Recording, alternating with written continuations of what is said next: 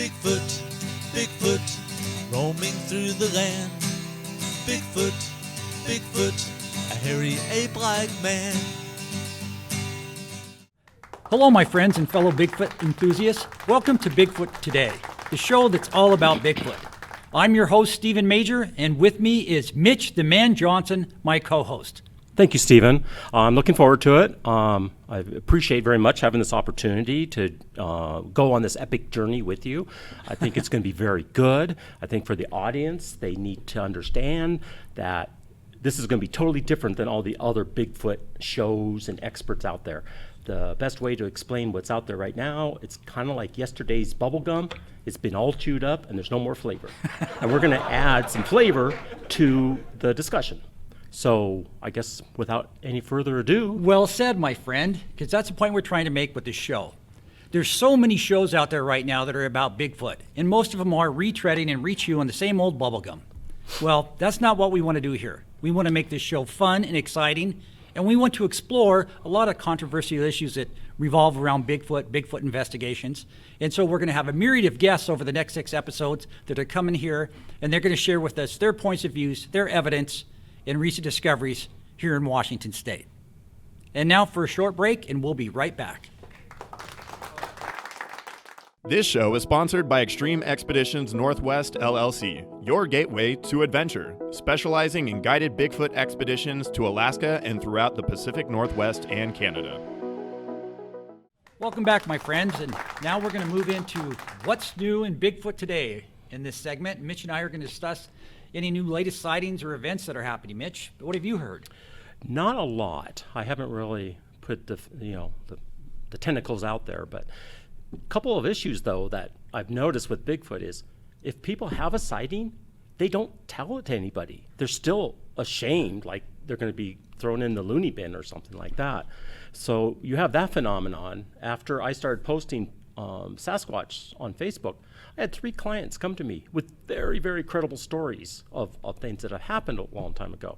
So that's part of the problem we have, is that people don't want to actually just come forward. I mean, my goodness, Yeah.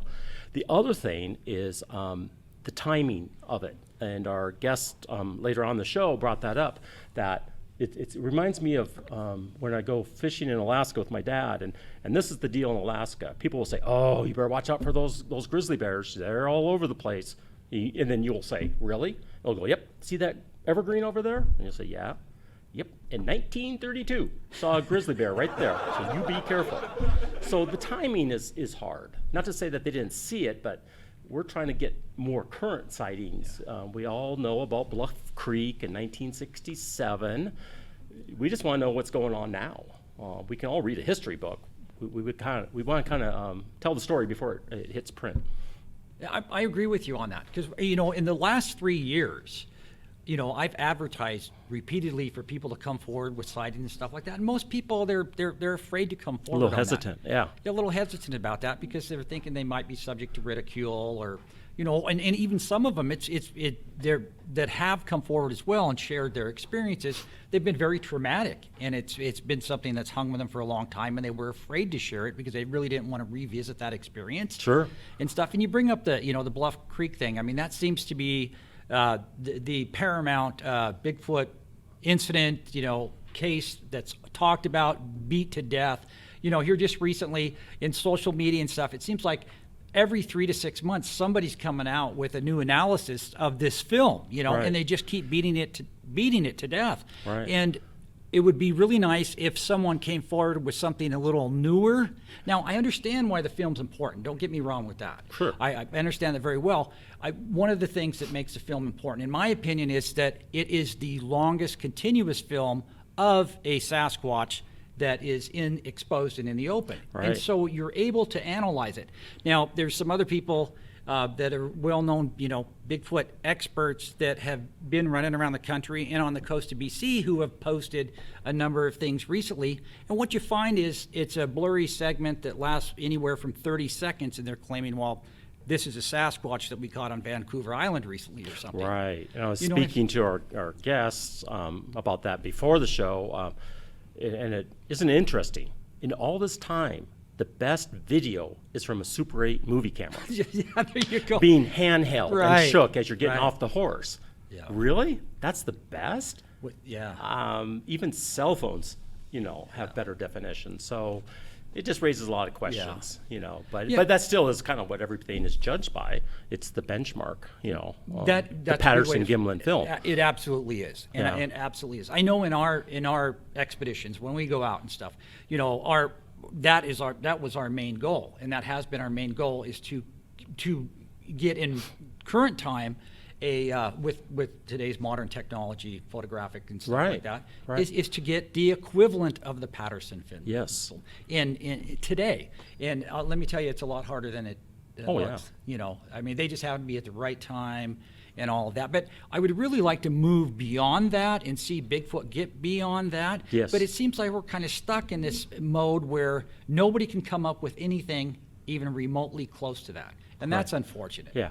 Yes, it is. Now, there's been a few that people have claimed that Sasquatch. There was one, I think down by Yakima or something, where it's running through a field and stuff like that, but it's too far away. Nothing that can allow you to do an objective analysis to the degree of that. Right. I'm hoping that with more and more dash cams out there, my insurance agent said, have a dash cam on your car, because then if you are in an accident, now you have video that it was or was not. Well, if it was your fault, you're going to lose the camera. But if it isn't your fault, you're going to show that to the police. So, and a lot of Sasquatch sightings are on roads. So hopefully, as more and more people, and they're not that expensive, have a dash cam, maybe we'll start seeing some video.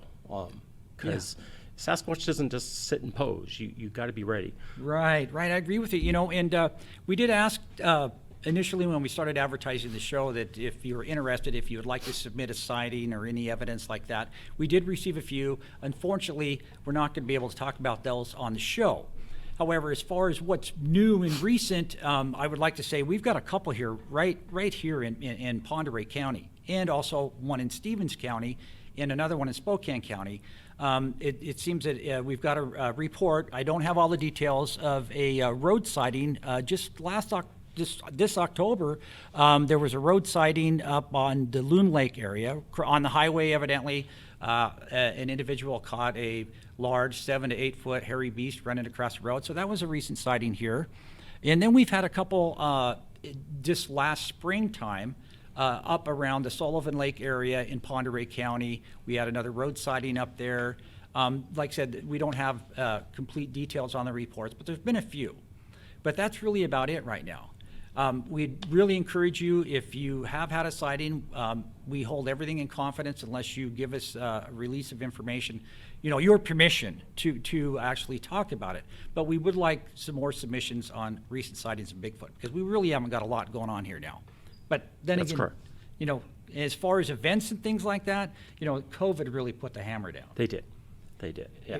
It really did, and unfortunately, we had to cancel our Sasquatch Roundup for this year, which we've rescheduled it for next year. Hopefully, the COVID thing will be fine, but we really don't have a lot of recent news. Anything else? No, not really. It's nothing other than my own personal experience. I think it was 2 years ago now, up by Priest Lake. My wife and I were staying at Elkins. Priest Lake. Yeah, and we were staying at Elkins, and we just we're gonna take the dogs for a walk. That was it, and it was definitely tree knocks, without a doubt. As a kid, we would take a baseball bat and we would hit a tree. Why? Because we're stupid kids. But that's the sound. And then the knocks followed us. It was as though we were being marked. About every 50 yards, there'd be another knock at a right angle. So, if you got nothing else going on, go up to Elkins or Hills Resort, take your significant other and just get away from all the madness. And who knows, maybe on a hike you'll experience something. So That's interesting. And that's a Priest Lake? Yeah, Priest Lake. Yep. Okay. Elkins Resort, and then Hills Resort is the other one. Okay. And Elkins has been there for generations now. Really nice. I've never been there. Yeah. And I haven't really heard a lot from that area. Yeah, no, and I wouldn't have thought. If I had, I probably wouldn't have gone on the walk. Yeah, so next time I go, I will definitely have my 12 gauge with the slug in it, just in case. But yeah, not that I want to shoot it. But that's a different show. When is it okay or not okay to shoot a Sasquatch? But that's a whole different. That's coming up on a future episode. Do you ever wear any safety gear like this to, to I just alert talk them to your loud. presence? I find just talking loud. The dinner bell. The dinner bell. Sorry about It's that. a good idea. The blowhorn you had earlier. That's a good idea. But I picked this up at at the advice of a sporting goods salesman the first time I did an expedition up on Vancouver Island in 2017, and he said this was the most modern gear that you should wear for self-protection while out there because you have a bear problem. But I thought it sounds more like a dinner bell than anything else. it kind of does. But the first time I wore it and went out, I noticed I was being followed by bears everywhere that I went, which kind of signaled me, okay, we'll get rid of the dinner bell. Yeah, exactly. You're kind of insulting Bigfoot's intelligence. Like, ooh, there's a little reindeer bell. I'm going to run the other way because, oh boy, that's scary. So, yeah. And I think Pavlov's dog being what it is, I just think grizzly bears would be like, hey, dinner time. Right. I always thought that was hilarious. I understand that a lot of people who bear hunt up on Vancouver Island, whenever they will find numerous piles of large scat, and for some reason they seem to contain one of these. So we'll leave that alone for right now. So, not a lot on the sightings and activity right now. However, one thing that 2020 has blessed us with, regardless of the COVID thing, is new Bigfoot movies. Yes. And there's just a ton of them. And there's a lot of good ones. And every week we'd like to take a movie that's new and recent that we thought that was interesting, and we'd like to do a review of it, and we'd like to share it with you in case you did. And we have one of those that Yes. we've watched. Yep. And I just want to say, generally, this is a fiction film that we're going to talk about here. We're going to show you the trailer, and we're going to discuss about what we liked about it and what we didn't. Normally, we wouldn't deviate from documentary type content about Bigfoot expeditions and evidence and things like that. But frankly speaking, most of them that came out this last year were just boring as heck. And once again, they were just rehashing, recovering the same old things. Set an apple on a log. Next frame, apple's gone. Had to be Bigfoot. Or blur video that only lasts a few seconds, and that's got to be Bigfoot, but we don't know about. It's the same old typical things. And so this is a first fiction movie that's came out in 2020 that I've seen that I thought was absolutely enjoyable. And the movie that we're going to show you the trailer on, that we're going to talk about here, is called Bigfoot, Path of the Beast. And it was released in 2020. The film is roughly an hour and 30 minutes in length. And the synopsis is this. After the mysterious disappearance of his depressed wife, a man dealing with alcoholism seeks revenge by killing a Bigfoot creature and escaping the wilderness alive as he deals with his own insanity and the wrath of other creatures. And the directors of the film were Zach Bowman and Justin Snyder, and the writer was Justin Snyder, and it stars Justin Snyder, Matthew Poling, Samantha Weller, and a few other folks. So let's take a look at the trailer. We'll come right back after we play this for you.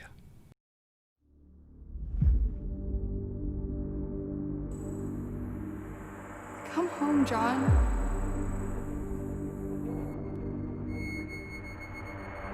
John, this is all in your head. It's Sarah. John, help me. Sarah, where are you? Sarah! Sarah!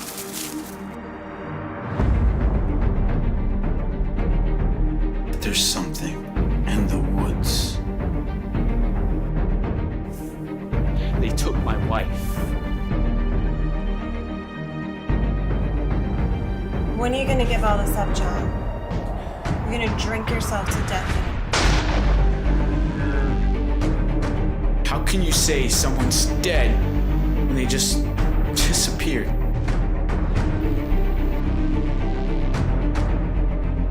I'll show them. I'll show everyone.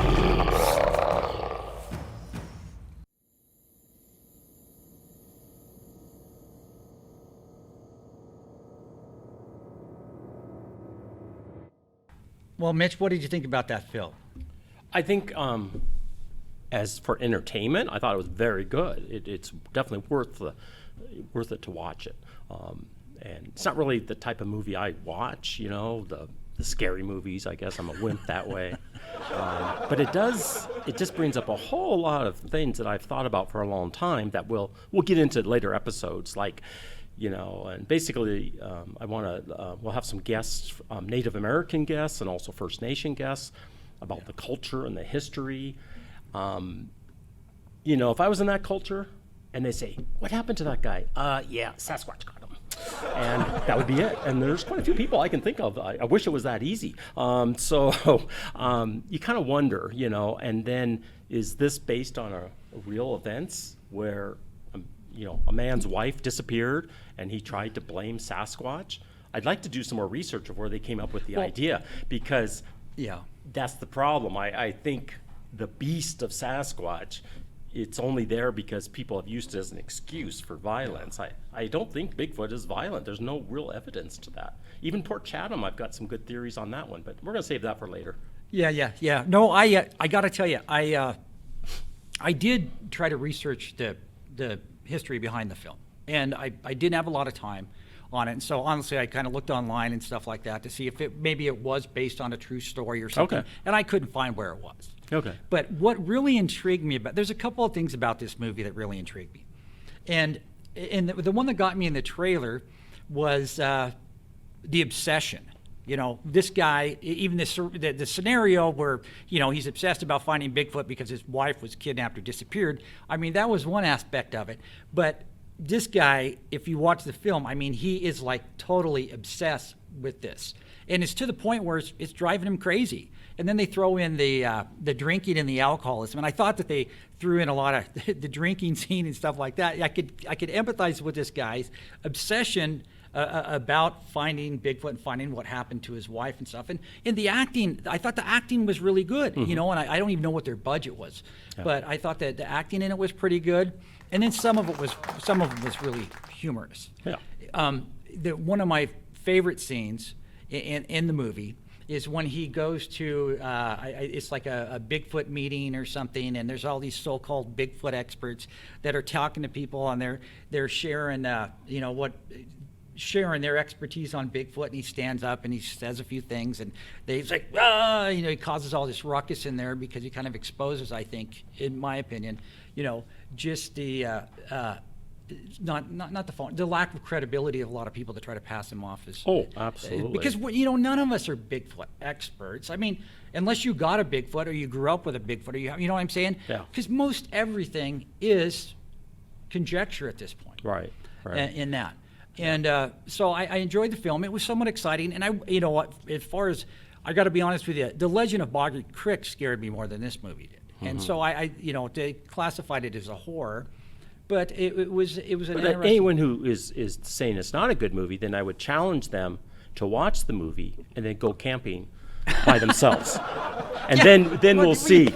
Then we'll see just how brave they are. Because it's real easy sitting in your living room in your recliner and you're all brave and all that. Yeah. But you watch this movie, and then, of course, The Legend of Boggy Creek and stuff, and then you're there by yourself, and there's no cell phone coverage, there's no TV. Yeah, we'll see what your mind starts doing. Oh, yeah. That would be a good challenge. It would. And like I said, there were some other spots in the movie that were really good, and he returns to the scene where his wife disappeared, and it's nighttime, and he's got a rifle over his shoulder, and then he has I haven't seen one of those box camera for years, the kind where you could buy them for like $5 at the drugstore, and it has a little flash on it. Okay. And he's walking through, and it's at night, and he's in that area where these Bigfoots are, right? And he's in that area, and he's got the little camera in one hand, and he's just walking along, and he has his hip flask in the other hand. And he's just walking along, and he's just drinking firearm, and he's stopping every now and then, and he's just snapping photos into the pitch black and stuff. And anyway. Because we all know hunting with a loaded weapon and drinking, they do go hand in hand. There's so many actual real stories of great outcomes there. Well, But it does feed into one of my ideas for one of our future shows is what type of ammo should you have?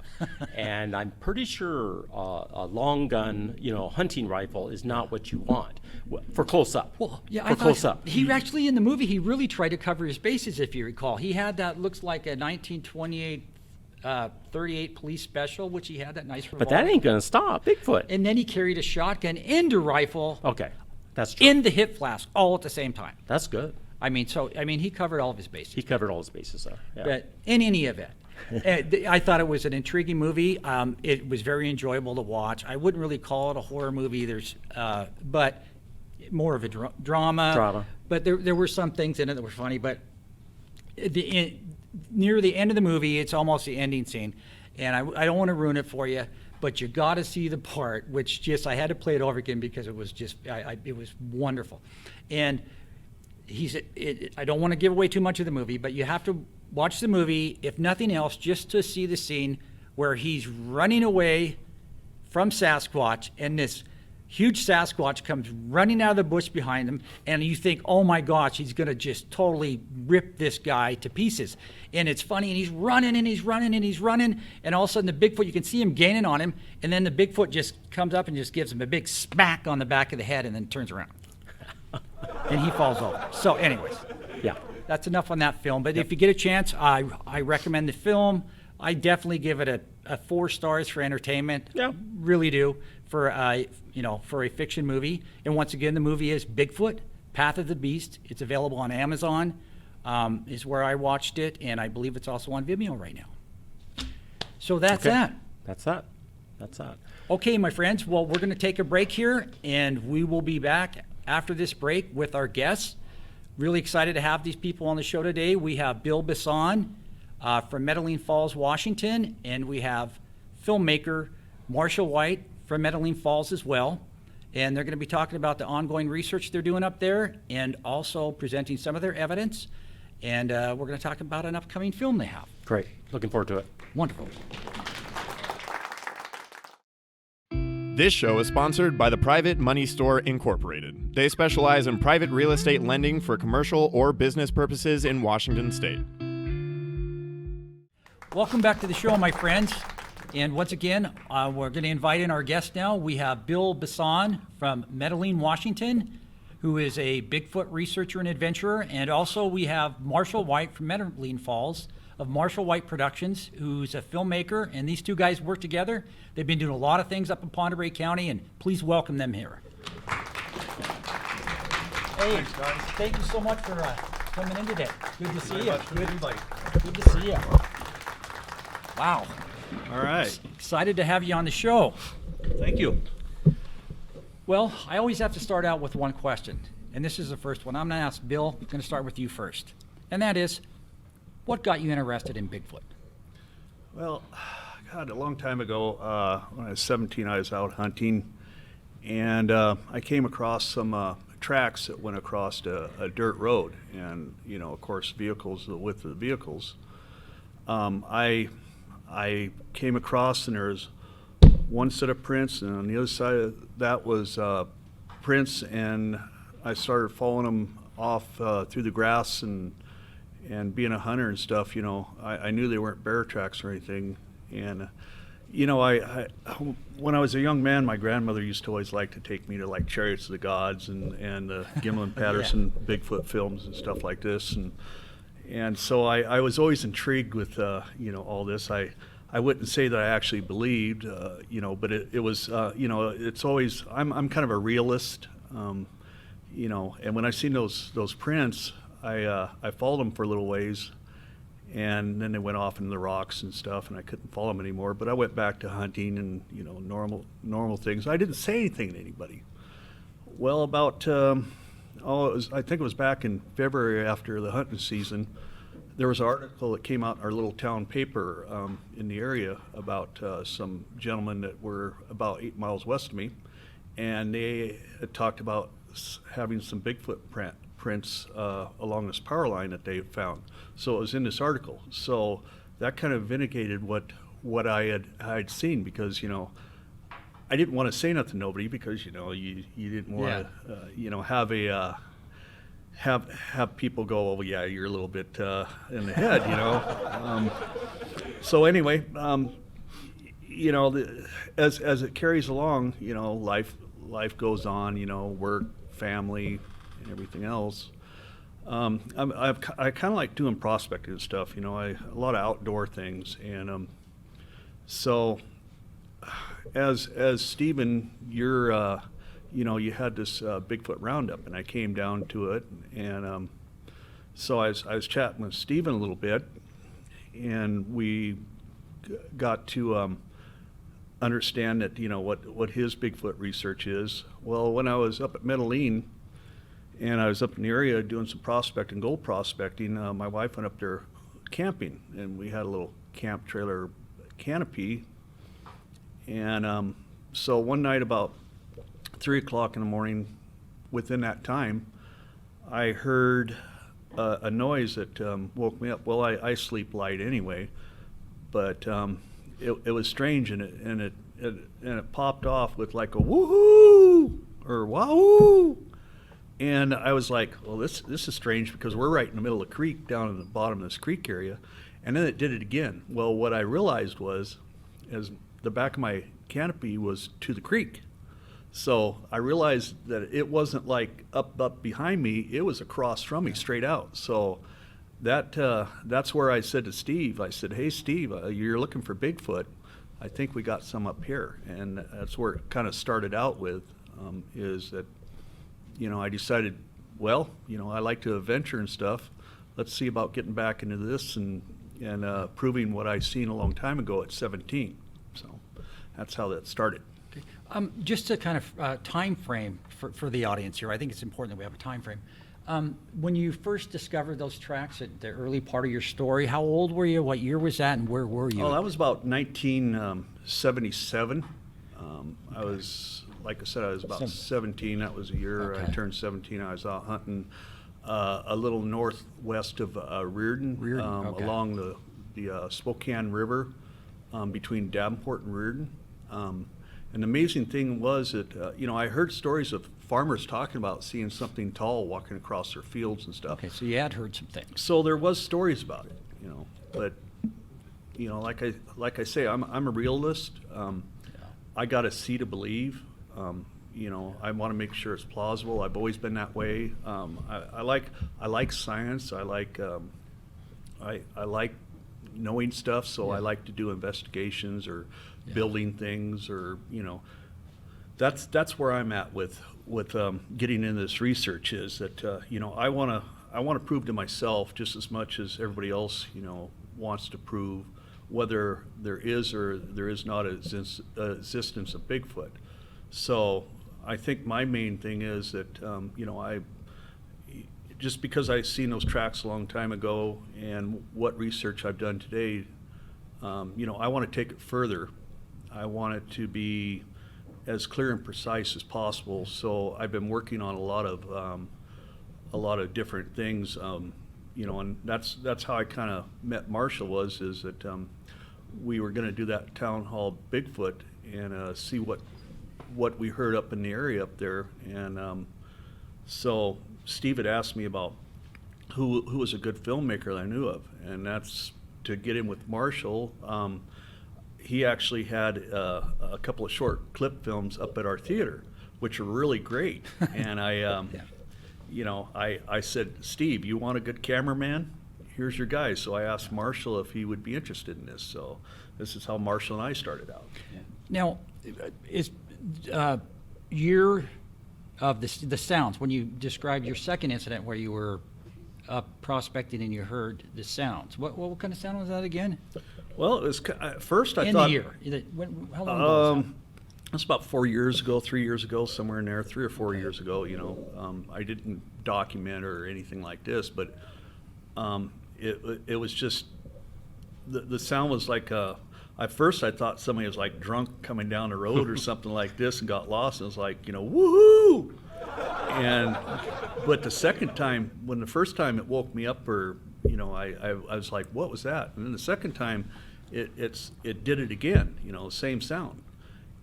but I could tell where it was coming from was across the creek, and it was like on the hillside, and there's no way there's anybody that's going to be on the other side of the hillside because there's no roads coming into it. It's a hard trek. I've been up on that side before, doing my prospecting. So, it was just not. It was just not something that I could identify as somebody out there. Well, I think the point to be made now is that you have been out in the outdoors many times. So you know what an owl sounds like. You know a lot of the normal sounds in the area. Yeah. So this was definitely something that sounds like that was out of the norm that you've ever heard before. Correct. When I was down in Georgia at my son's reception, there's a Bigfoot museum down there. So I thought I'd stop in, the family stopped in. They had a lot of recordings of people have made recordings of supposed Bigfoots out in the wild.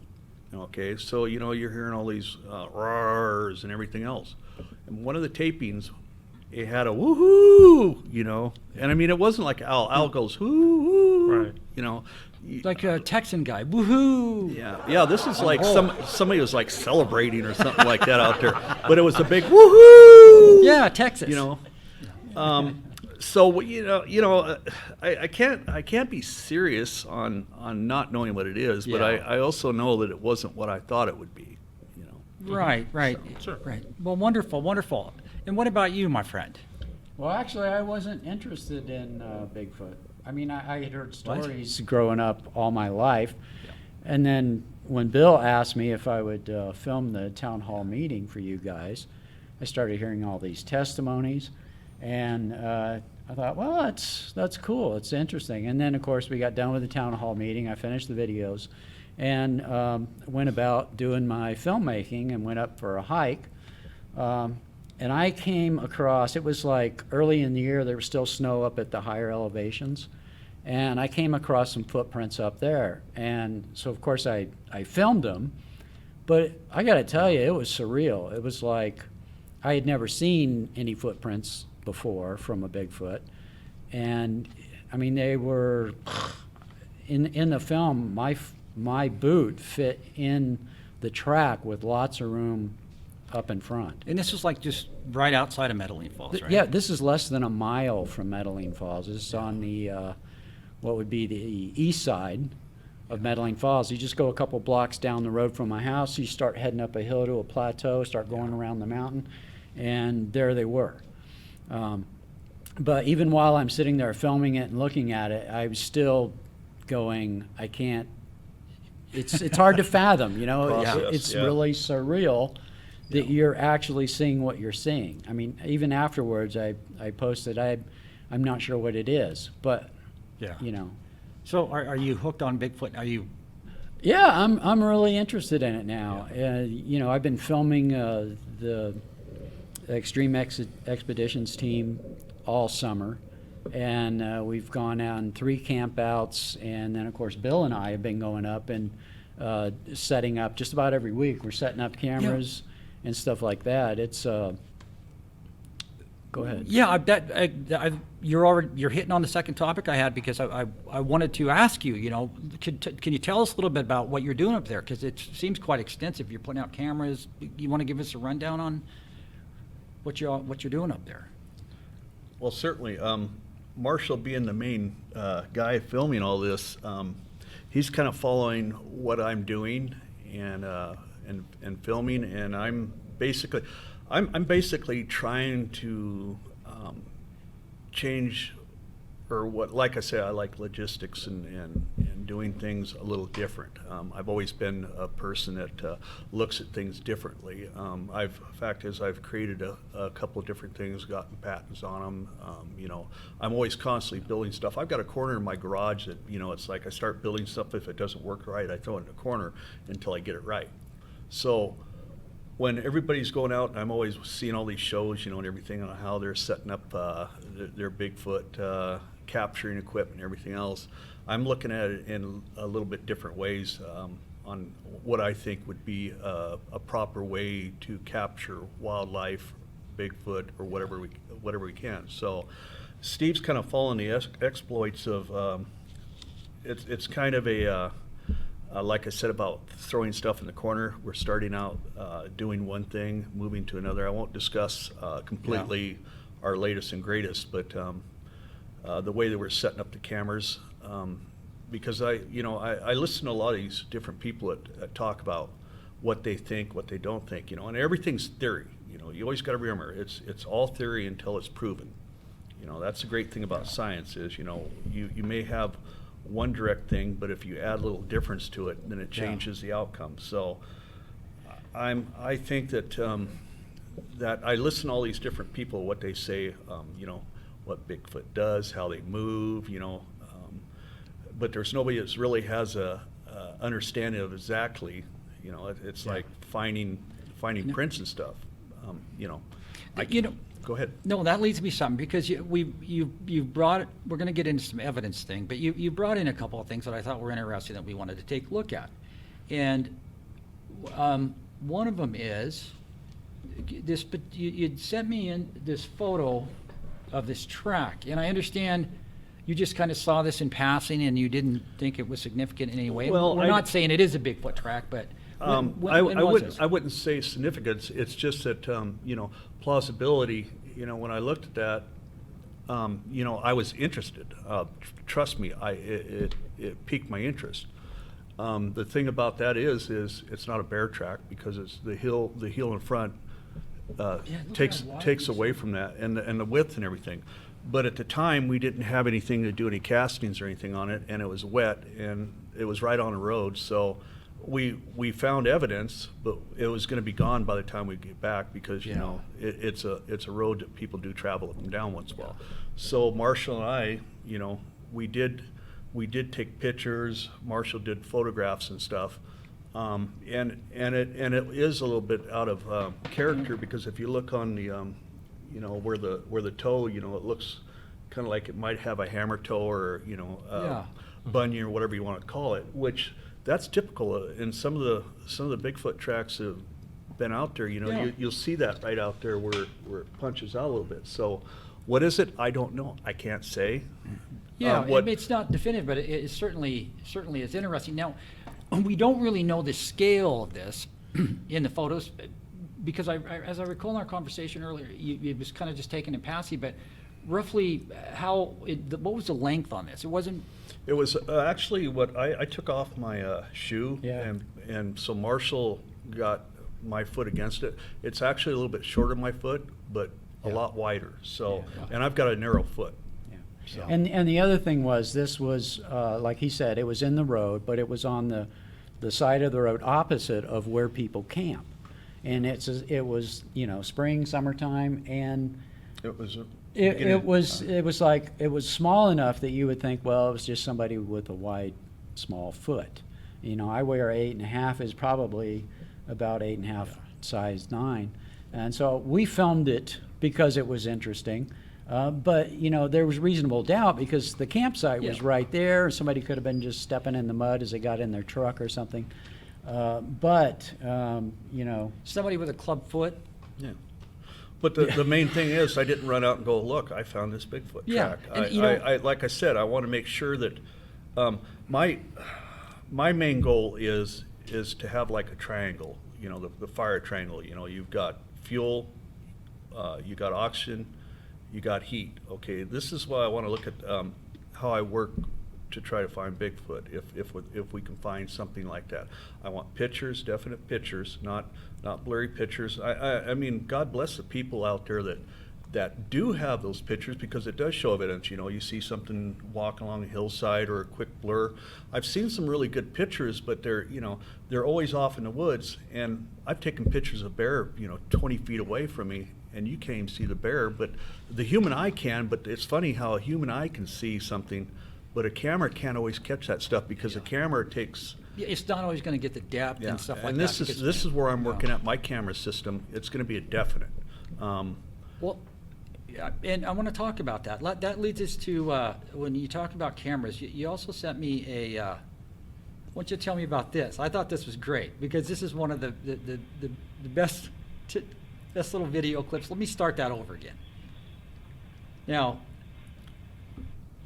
Tell us about this. Well, this is one of our camera traps, and This is where I want to have a definite. As you can see, there's the ground. You got the bear. You can tell that's a bear. There's no mistakes of trees or anything else in the way. And this is one of my camera traps that, like I said, everybody goes out and sets a camera trap up onto a tree. But we're doing a little bait here with some peanut butter. I got it up high enough to where he can't reach it, and so it's enticing him. But these are the kind of pictures that you're not going to get. Yeah. You're not going to get that. Oh well, there's a Bigfoot out there, and you see it disappear in the trees.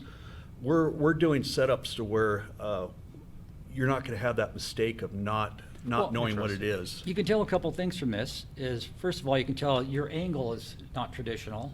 It looks like you're facing directly down on this thing.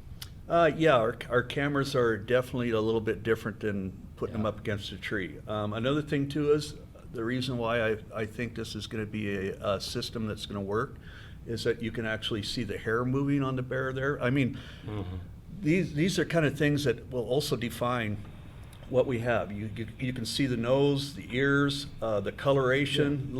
Look at the center there. You can see he's white into it. Look at his claws. You can even see his claws. We've actually had a couple of different sets of our cameras that have captured a few other bears, but this is kind of like the most fun one because we had him actually right in the camera, and there's no way to say it's a bear and it's gone. We also, just to bring back my camera trap system, we actually had a vulture that came in and peeked around. You could see kind of part of him, but you could see his head look up and into it, and then he was gone. So. Yeah, well, I feel sorry for that guy. Did he get? Well, maybe I don't. Did he get the peanut? Did he get the? No, not completely, but he did get another some of my other baits, and we're doing different smell baits and things like this. Yeah. I won't talk about everything we've used out there, but we're doing attractants, attractive baits, and it's been kind of fun because Marshall and I will be out there and we're doing our setup, and Marshall's filming. Finally I looked over at Marshall. I said, "Hey man, can I have some help here?" Marshall's like, "But I'm filming you."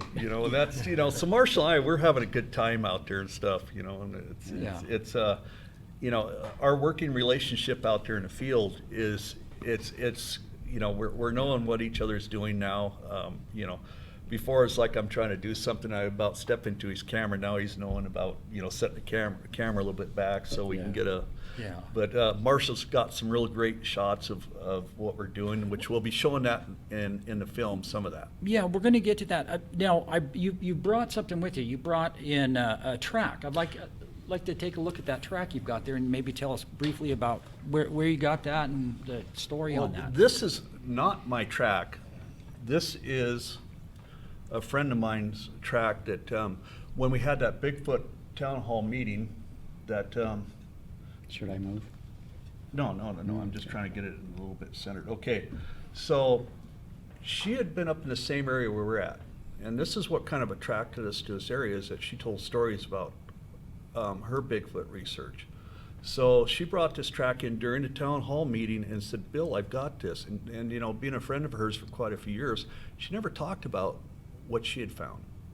So when she brought this track in, I called in a couple of the people that were at the show, and they started looking it over, and they were like fascinated because of the clarity of the track, the dermal ridges and things like this. I taped this track up a little bit, so that way it would, you could look closer at the main part of the track. When was this casted? This cast was in, actually we looked it up this morning, and it was 1999. 1999 is when it was casted. Yeah, okay. So around 1999, 98, so, that was probably about 10 years ago up in the same area. So in the same area. Yeah, and then there was another casting that she had gotten, and they had gotten quite a few castings. But the reason why I taped up the edges of it, because I wanted to have you be able to see the main part, because, you know, when people do castings, you know, they're always holding them up and you got all that casting on the outside. So I was trying to. Now, before you transition to the other cast, what I've got here is Bill had actually taken a number of photos of this track, close-ups. He did blacklight and things like this. And you'll hear a lot where they'll talk about the authenticity of tracks based on, you know, the dermal ridges, which is basically The skin patterns. the skin patterns in the foot. And if you'll notice on the close-up on this one, you can clearly see that was a bare foot. You can see the dermal ridges. And I thought that was really significant about this track. And that's a close-up of it, because you probably can't see it when you're holding it up. And also the way that the toes are splayed out like that. If you hold it up again, if I was going to hoax because it was funny, that's a lot of work. Look at the small toe, how it's bent out at almost a 45-degree angle. Sticks out a little bit. And then, of course, somewhere along that big toe, it kind of looks like a bone, a bunion, whatever you want to call it. And then, then the splay between the big toe and the next toe. I mean, I can see why people would want to do hoax, especially teenage boys, because it's funny. I was really honored that she told me that I could go ahead and take this and hang on to it. And she wants me to carry forward the work that she did. She's got paperwork of when they went out and the areas they went to and the things they seen and the sounds and stuff. A really nice detailed journal of what she did. You know, a good researcher. You know, and that's. But all this time, she's pretty much just kept it to herself, so to speak.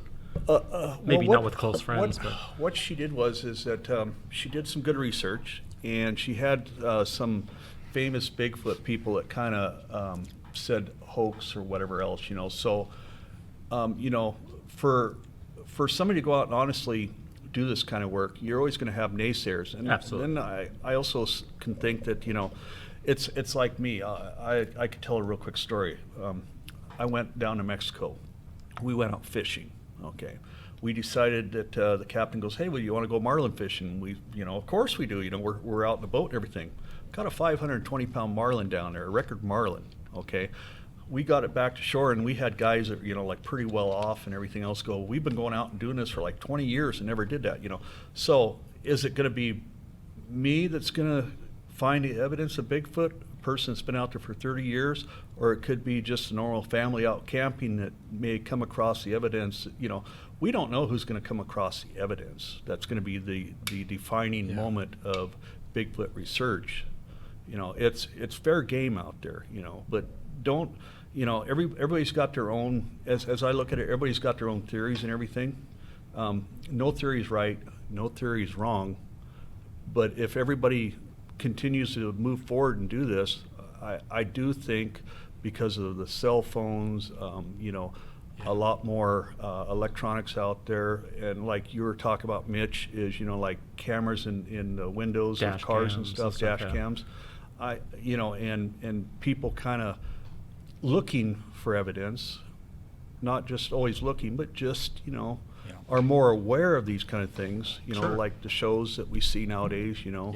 You see a lot of families that take pictures of something turning woods. What I'm trying to do, and the Extreme Expeditions team, is to bring it together to where, like the bear that we've seen, you know, that's evidence, hard evidence. That's not evidence of something walking away. Right. This is what we're trying to do. Nice. You know? And if that was a Bigfoot under there, I mean, you would have like this yeah, close-up of his face, Oh my and gosh, hands and feet, and Now, have you standing got there. have you had any luck with a Bigfoot on a cam yet? No, we haven't. Sneaky suckers. You know, but here's the cool thing. Where we're at, the cool thing is that where we're putting up our cameras, where we're doing our baits, where we're doing our research, we have, from 1999, we have footprints. We have a small footprint like this from around that same time era, I think. A mini foot. A mini foot. I can't tell you what the date is on this because I didn't really look close, but it's the same researcher that did all this work. Yeah. Okay, well, this foot is in the same area where you've seen that footprint that Marshall and I took. Now, that track is interesting too, and I'll tell you why. most people, when they criticize track castings and tracks, they'll say, well, it's too small. It's not big. It's not like 18 inches or this or that other thing. But, Bigfoot isn't born with an 18-inch foot. It's got to grow. We do have juveniles. They do have young ones and things like that, so you'll come across them. Now, what I think is significant about that track is in the time that we spent up in Stevens County, Washington in particular, we haven't found any tracks, at least I personally, have not found any tracks that have been much larger than, the average track is between 9 and 13 up there.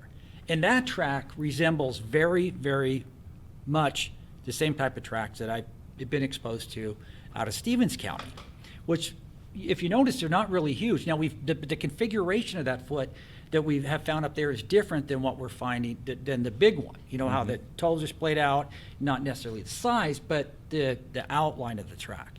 How the foot is, it seems to be a little bit different. And so I'm not sure what that's all about, but I just wanted to point that out. So, wonderful. Now, the next thing I wanted to move on to is let's talk about the film. Let's talk about that film. How about if I play the trailer? Okay. And and tell us a little bit about this film.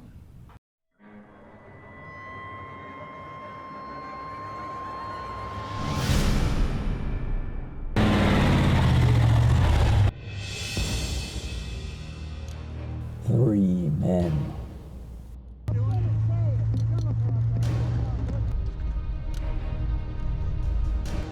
Two other men.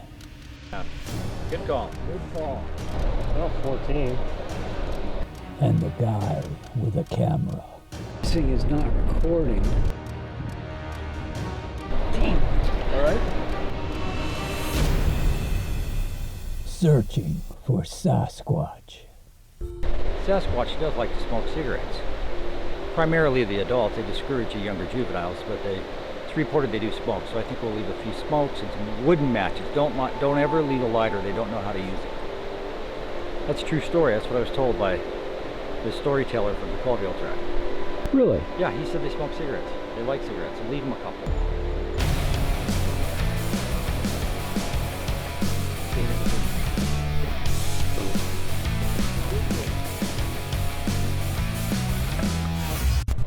There are a lot of people who do Sasquatch research who almost would like to apparently be a Sasquatch. For me, I don't want to be a Sasquatch. I'm happy being a Homo sapien.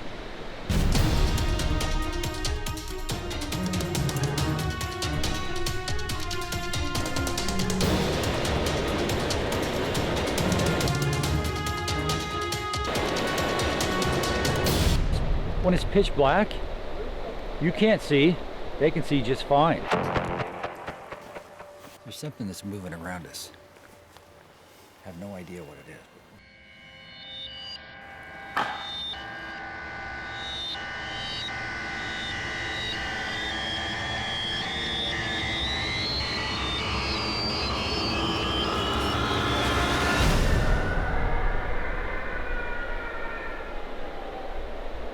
Oh, yeah.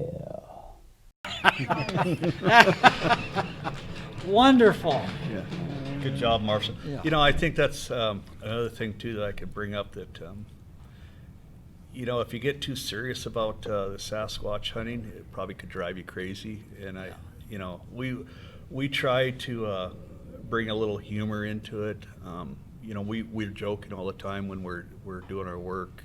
And you'll see one take there where Marshall got a little bloodied there. We were going through some thick brush, and it wasn't a nice little trail to walk down. And so there is serious things that we got to watch out for. Like being out along the creeks or cliffs, rocks. Where we go. We got to be careful because it can be dangerous work. So, my main goal is, I like safety. I think safety is a very important part of this. How we can do things better safely, working with our camera systems, and making sure that we all come home, at night, or when we do come home, that it's, you know, we had a good time. Yeah. Yeah. And he's refined the camera system really well. It's pretty amazing. I mean, when we first started out, hanging those cameras was taking us a couple hours a piece. We had the goal of going out and hanging 4 cameras, you know, in a morning, and come back at 3 in the afternoon. We only hung 2. Now he's changed it and refined it to where we can put up a camera, find the location, set it up, and we're out of there in 20, 30 minutes. Oh, yeah, it's getting easier. And Yeah, so we've like I said, there's things I won't really talk about right now on how the cameras are set up, but we've done a lot of testing and revamping, to where we've got some really good pictures of. We tell them about the flying squirrel that we got the other night. yeah, we one of them we apparently set up in the middle of a squirrel colony, and we've got it mounted on the tree, kind of facing down, and this limb is sticking out, and these squirrels are running around setting the camera off. And then there's a shot where a squirrel comes out and immediately jumps out, and he spreads his wings and he flies.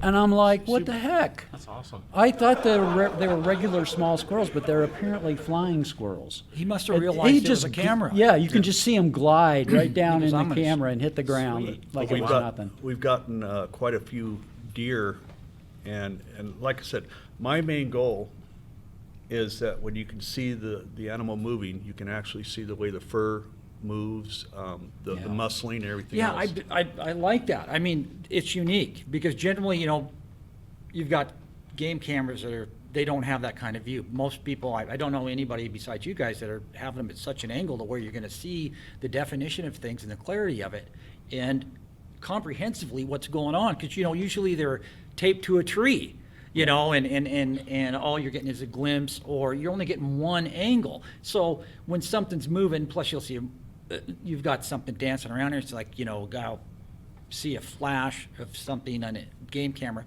It just gives the view, the angle, the clarity of it seems to be much more significant. You definitely have that point of reference. Yeah, point of reference. That's what I'm looking for. The food is here. Wonderful. Yeah, right. You know what height that is. Yeah. And you know the distance to the ground, and then you can kind of estimate how close. That's good. And so that's missing in everything else. Any sort of a point of reference in a lot of things. Gear-wise, you've got thermals and flare, you know, I mean, all the standard Yeah, we've got stuff. nighttime, daytime. We've got nighttime pictures of animals. You know, and like I said, how we're setting these cameras up now, it's bing, bang, boom, and we're in and out. We're able to get back in and take our film images off, and within minutes they're ready to go again. So, you know, and it's and like I said, safety is the number one thing. So it doesn't put Marshall or I in a predicament of you know, what we were doing before at the very beginning to set up our cameras. So yeah, wonderful. Now the film, when do you expect that to be completed? When is it? Well, I just started working on the editing. I'm actually still going through and writing down the dialogue. Before I got into doing, this is like my first documentary. And so before, I've always, I've written a script, I've done the storyboards, I visualize what I want to shoot, the angle I want to shoot. I know where the story's going and how it's going to play out ahead of time when I go to shoot the film. But with the documentary, you don't know the story until you're done shooting it. And you actually have to dig in and find the story within all the film that you've shot. And right now I've got 2 terabytes of film that we've shot since the, when was it, March? That we had the town hall meeting. And we're still going out every week, and I'm shooting Bill, putting up the cameras and checking the cameras, because I want that shot when his eyes bug out and he goes, "We got one, we got a Bigfoot." You know? But if I don't have the camera rolling, I'll miss it. So I could tell you kind of a funny story that we were coming out from one of our camera trap sets, and I look up, and here comes a wolf down the road. Okay, so I stop and I go, "Woof, woof, woof," like this, and Marshall goes, what are you woofing about? You know, and then he's, you know, because You're woofing about the wolf. woofing about the wolf. Yeah. And he sees it, and we're going like, oh, this is cool because, you know, not everybody see. I mean, this is what It would was you a good-sized wolf. What would you say? How far away? Maybe. Oh, maybe 50 feet, 40 Yeah, feet. I would say it was that pretty close. So we close. had the absolute awesome sight of a wolf. Yeah. And I looked over at Marshall. I said, "Did you get that?" He goes, "Just a second." He checked his camera. Well, Yeah. I'm sorry. The camera's battery The was battery dead. died just a few minutes. I had a hard Always- hat on with a GoPro. Okay. So we were going to each other. As soon as I Damn looked it. at it, I was supposed to be getting a shot of it, and the camera had died. So Now, I could also bring up another thing that when I set up one of the camera traps, and we came back to check it, and we were looking at it, and I looked over at Marshall, and I said, "Damn it." And he goes, "What?" And I said, "I didn't turn it on." So, Well, that's a story for another time. Yeah. But back to your on the- question. Yeah. When will the film be done? I am trying to get it done by this January, February 2021. Wonderful. But that's like being really optimistic because there's a lot of work ahead of me. Well, yeah, there is a lot of work, you know, and Yeah. people say, we go out and you shoot a film, and they say, well, they want to see it in 3 months. But I always tell them, look, mellow out. You know, the sequel to Blade Runner was actually started in 1996, and when did it get released? Yeah. When did it get completed? A year ago. but Yeah, what I can say about this film that's coming out, we have some evidence that is going to be amazing. It's not just us going through the woods. We've got evidence of That's some what things. we want to see. Yeah, we will be showing some evidence that I don't know if we want to talk about this or not, but I'm not going to really say more. But I'm going to say one thing: we've got some pretty good hard evidence. We got one part of that triangle so far. you know. Wonderful. That's exciting And to this hear. is what we're working for. We've got, like what we're seeing there.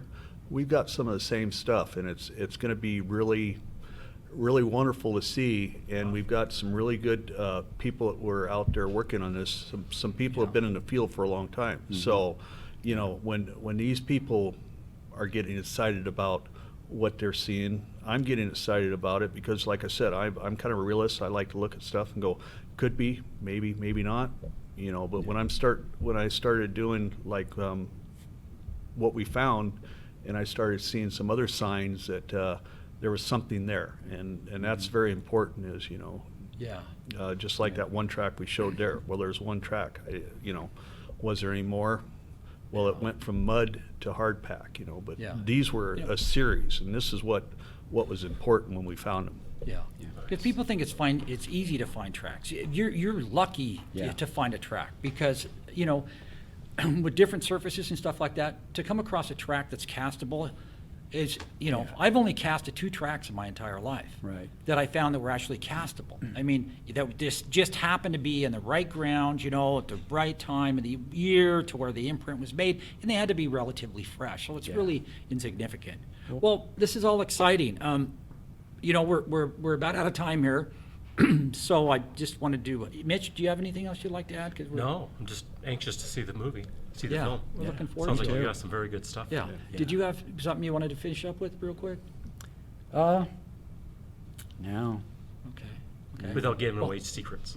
Yeah, don't That's the get. hard Yeah, part. I don't want to give away too much I of can the tell film. that you want to say more, but you're Yeah, holding you back know, on the good stuff. we could go on. I didn't even get through half the questions that I had. Oh, well, let me say this. My friend Will Ulmer from Stephen County Bigfoot, he said something to me when we were on the expeditions.